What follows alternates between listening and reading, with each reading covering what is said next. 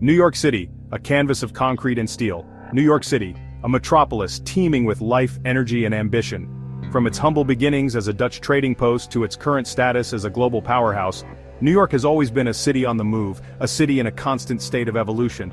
And nowhere is this evolution more visible than in its architecture. The city's skyline, a jagged silhouette of steel and glass, is instantly recognizable around the world. Each soaring skyscraper, each elegant brownstone, each historic landmark tells a story of innovation, creativity, and the relentless pursuit of the extraordinary. New York's architecture is not merely about bricks and mortar. It is a reflection of the city's soul, a testament to the dreams and aspirations of its people. It is a tangible expression of the city's history, its values, and its unwavering belief in the power of human ingenuity. As we delve into the architectural tapestry of New York City, we will uncover the stories behind its most iconic structures, explore the evolution of architectural styles over the centuries, and gain a deeper appreciation for the profound impact that architecture has had on shaping the identity of this extraordinary city. The architectural history of New York City can be traced back to its earliest days as a Dutch colony. The Dutch influence is still evident today in the city's street grid system and the names of neighborhoods like Greenwich Village and Harlem. Early Dutch architecture was characterized by its simplicity and practicality. Buildings were typically constructed of wood or brick with steep roofs and small windows. One surviving example of Dutch colonial architecture is the Peter Claesen Wyckoff House in Brooklyn, built in 1652. As New York came under British rule in the 17th century, architectural styles began to shift. Georgian and Federal styles, popular in England, gained prominence. These styles emphasized symmetry, balance, and classical details. Federal Hall, completed in 1703 on the site of present-day Federal Hall, exemplified the grandeur and elegance of the Federal style. It served as New York's first city hall, and later as the meeting place of the First Congress. Though the original Federal Hall was demolished in 1812, its legacy lived on as a symbol of American independence and democracy. The late 19th century marked a turning point in New York City's architectural history with the advent of the skyscraper. Several factors contributed to the rise of these towering structures, including the city's rapidly growing population, limited land availability, and the development of new building technologies. The invention of the elevator in the mid-1800s made it possible to construct taller buildings that were still easily accessible. Similarly, the development of steel frame construction allowed architects to build stronger and lighter structures that could reach unprecedented heights. One of the earliest skyscrapers was the 10-story Home Insurance Building, completed in Chicago in 1885.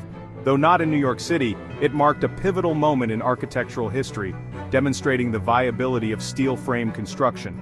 New York City soon followed suit, and by the early 1900s, skyscrapers were rapidly reshaping the city's skyline.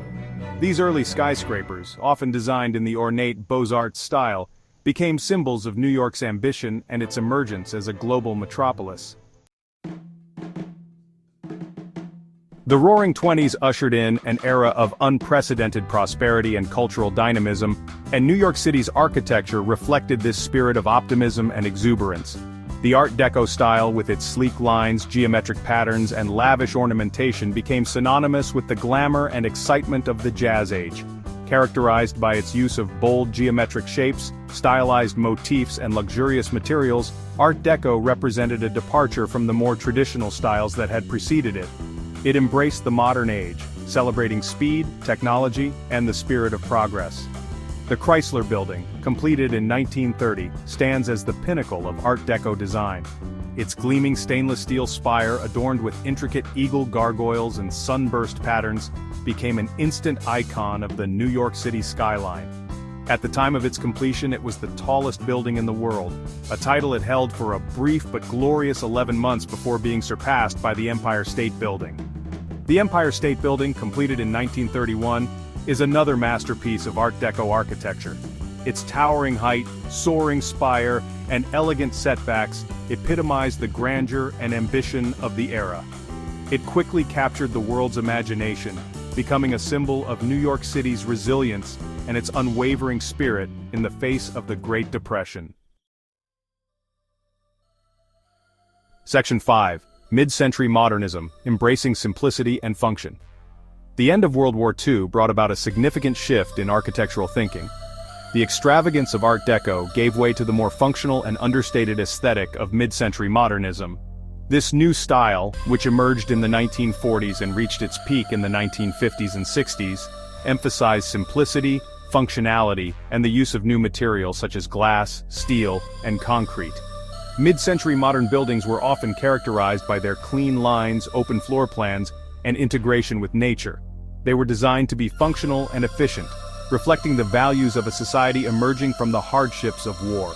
The Lever House, completed in 1952, is a prime example of mid-century modernism in New York City. Designed by Skidmore, Owings and Merrill, the building's sleek glass facade, curtain walls, and open floor plan marked a radical departure from the ornate skyscrapers of the past. It ushered in a new era of corporate architecture, one that emphasized transparency, lightness, and a connection to the surrounding urban environment. The Seagram Building, completed in 1958, is another iconic example of mid-century modernism. Designed by Ludwig Mies van der Rohe, the building is renowned for its minimalist aesthetic, its use of bronze and glass, and its innovative plaza, which set a new standard for public spaces in urban environments. Section 6, Postmodernism and Beyond, a Tapestry of Styles. The latter part of the 20th century saw a rejection of the austere aesthetic of modernism. Architects began to experiment with new forms, materials, and styles, leading to the emergence of postmodernism. Postmodern architecture is characterized by its eclecticism, its playful use of historical references, and its rejection of the idea that there is one true style. It embraced ornamentation, color, and a sense of humor that had been largely absent from modernist architecture. The AT&T building, now the Sony building, completed in 1984, is a prime example of postmodern architecture. Designed by Philip Johnson, the building's distinctive Chippendale-inspired top and its use of granite and pink stone marked a clear break from the glass and steel towers of the modernist era. It sparked controversy upon its completion, with some critics praising its bold design and others deriding it as a kitschy departure from good taste. Postmodernism paved the way for a period of stylistic diversity in architecture. Architects continued to experiment with new technologies and materials, drawing inspiration from a wide range of sources, from nature to technology to global cultures. Section 7. Shaping the Skyline. Master Architects of New York. Throughout its history, New York City has been fortunate to attract some of the world's most talented architects. These visionary individuals have left an indelible mark on the city's skyline, shaping its identity and pushing the boundaries of architectural possibility. Frank Lloyd Wright, one of the most celebrated architects of the 20th century, brought his organic architectural style to New York City with the design of the Guggenheim Museum. Completed in 1959, the museum's spiral ramp and unique rotunda created a flowing dynamic space for experiencing art. I.M. Pei, known for his bold geometric designs and his masterful use of light and space, left his mark on New York City with structures such as the Jacob K. Javits Convention Center and the East Building of the National Gallery of Art. These are just a few of the many talented architects who have contributed to the architectural legacy of New York City. Their collective vision and creativity have helped to make New York one of the most architecturally dynamic and inspiring cities in the world. Section 8. Architectural Wonders Landmarks that define the city. New York City is home to a wealth of architectural treasures, from soaring skyscrapers to elegant churches to grand train stations. These landmarks are more than just buildings. They are symbols of the city's history, its culture, and its enduring spirit. The Statue of Liberty, a gift from France dedicated in 1886, stands as a beacon of hope and freedom to people around the world. Its iconic silhouette, perched on Liberty Island in New York Harbor, has become synonymous with the American dream. Grand Central Terminal, completed in 1913, is a Beaux Arts masterpiece that serves as a testament to the golden age of rail travel. Its soaring vaulted ceiling adorned with twinkling constellations evokes a sense of awe and wonder. Times Square, with its dazzling billboards and its constant buzz of activity, embodies the energy and excitement of New York City.